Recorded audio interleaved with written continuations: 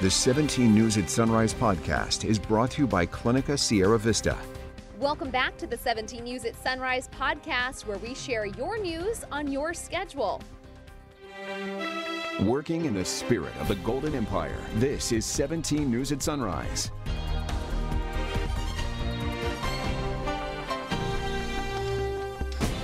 Good morning to you here at 5 a.m. I'm Maddie Jansen alongside Alex Fisher. When we begin with some breaking news from overnight of a deadly crash near Wasco. According to CHP, the crash happened on Magnolia Avenue and Kimberlina Road just before 10 o'clock last night.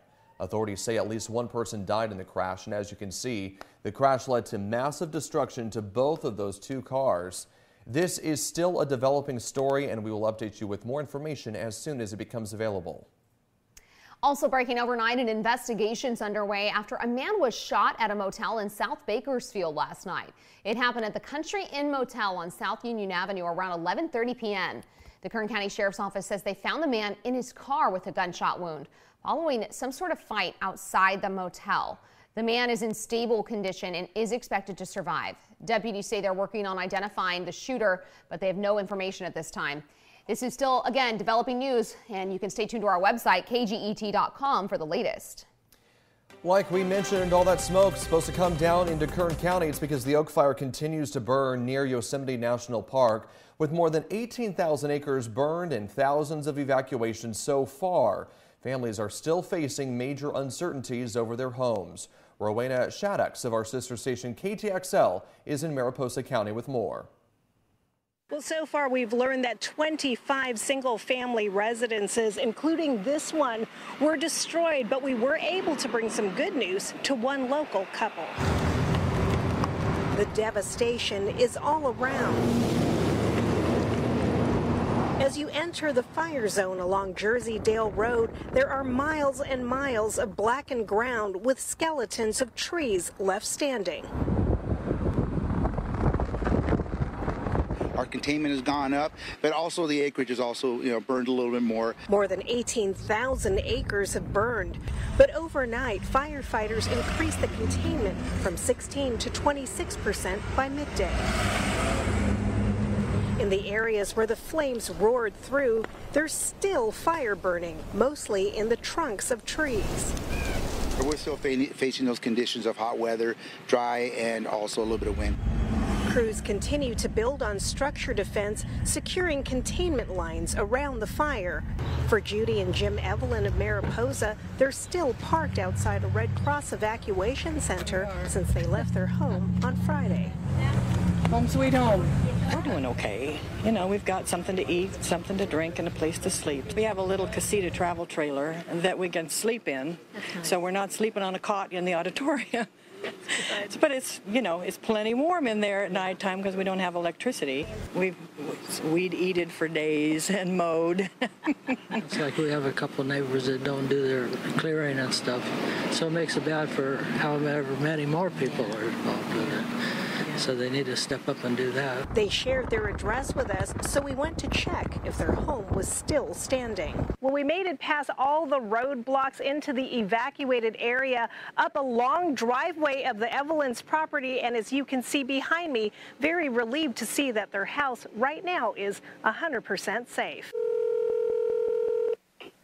Hello. Hi, it's Rowena. Hi. I just wanted to let you know that your house is beautiful and it is 100% safe. Oh, fantastic. Thank you so much. Firefighters will continue working hard to get evacuees like the Evelyns back home as soon as they can. Make sure that we continue to build this line around the perimeter of this fire. So that's what we'll be doing throughout the night ops also. Rowena Shaddix reporting. Meantime, both Tuolumne and Placer counties are issuing an air quality advisory due to the heavy smoke from that fire. Officials say groups that should limit time outdoors include kids, the elderly, pregnant women, and those with chronic lung or heart disease. Health officials say the bits of smoke and ash can trigger asthma and even heart attacks. High winds are expected to direct some of that smoke into Kern County, but the hazy conditions won't warrant the need for an N95 mask yet. Now to some developing news this morning, and the Kern County Coroner is working to identify the body of a man pulled from the Kern River yesterday. Search and rescue teams were called out to the Kern River near the east end of Hart Park just after 7:30 Monday night. This after a man was seen going under the water without resurfacing. Family members tried to pull him out, but the current was just too strong. Crews say they deployed rescue boats in the area where the man was last seen, but the search was called off due to darkness. Search and rescue volunteers returned early yesterday morning and eventually recovered the body, which has not yet been identified. By our count, this is the 6th drowning death in the Kern River so far this year. And breaking news this morning as we're learning the Department of Justice is investigating former President Donald Trump's actions leading up to the January 6th riot at the U.S. Capitol. NBC News reports the investigation is part of the DOJ's criminal probe into efforts to overturn the 2020 election results. This does not mean the department has opened a criminal investigation into Trump. Reports say federal prosecutors were asking witnesses about Trump's efforts to reverse the election results. U.S. Attorney General Merrick Garland said in an interview with NBC's Lester Holt that anyone would be held accountable. All of this comes as the U.S. House January 6th committee has been airing hearings and interviews about actions that led up to the day and the actions Trump took or did not take as it unfolded. Now to Kern's sober reality, and we're learning more this morning about a deadly drunk driving crash in South Bakersfield that happened last month. 63-year-old Kuldip Kaur was hit and killed on Berkshire Road the night of June 22nd. Court documents obtained by 17 News show the man charged in that deadly crash, 21-year-old Alexis Leon, told police he did not see the woman until just before impact and could not avoid hitting her. An investigator said a tinted front windshield likely hampered Leon's vision, making it extremely difficult to see at night.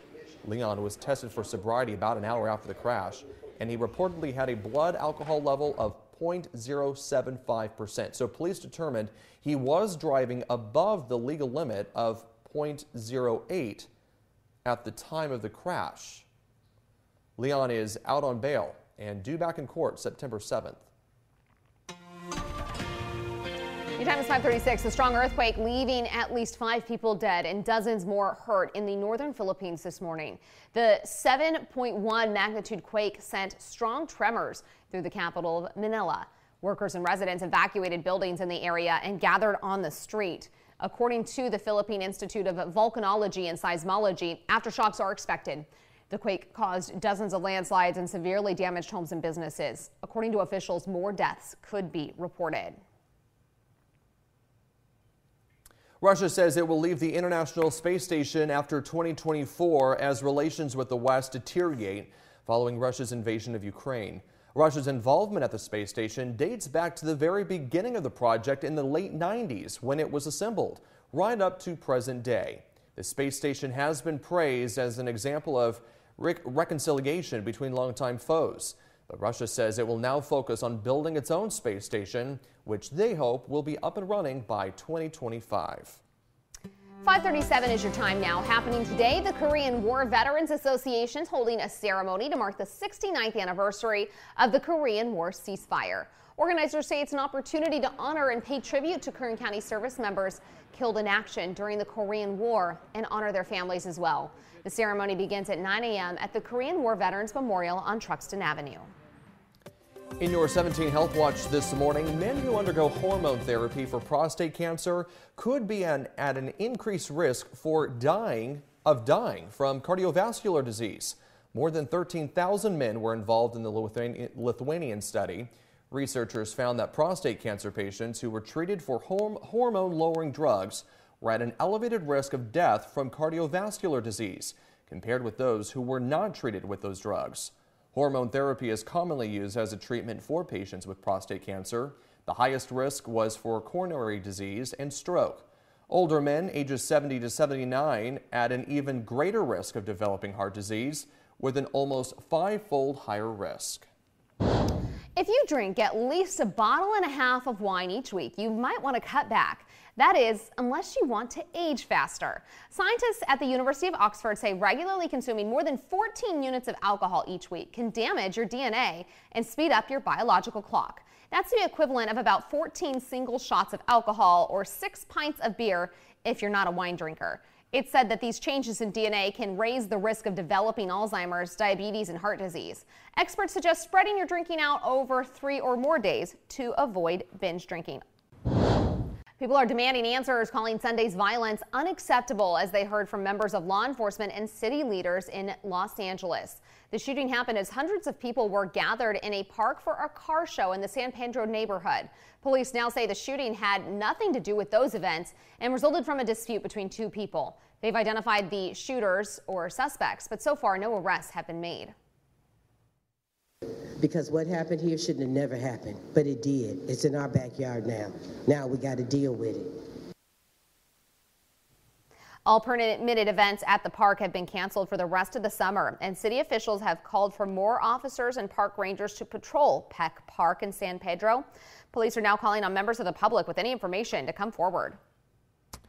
Now to your 17 Core Watch and the latest in the trial of a local bakery owner who was sued for refusing to bake a wedding cake for a same-sex couple. Back in 2017, Eileen and Maria Rodriguez del Rio visited Tastery's Bakery to sample wedding cakes. Owner Kathy Miller referred them to another bakery, citing her fundamental Christian principles and her refusal to condone same-sex marriage. The Department of Fair Employment and Housing is suing Tastery's for not providing equal services to patrons of business establishments, regardless of sexual orientation. Yesterday, we heard from Melinda Massey, a former Tastery's employee.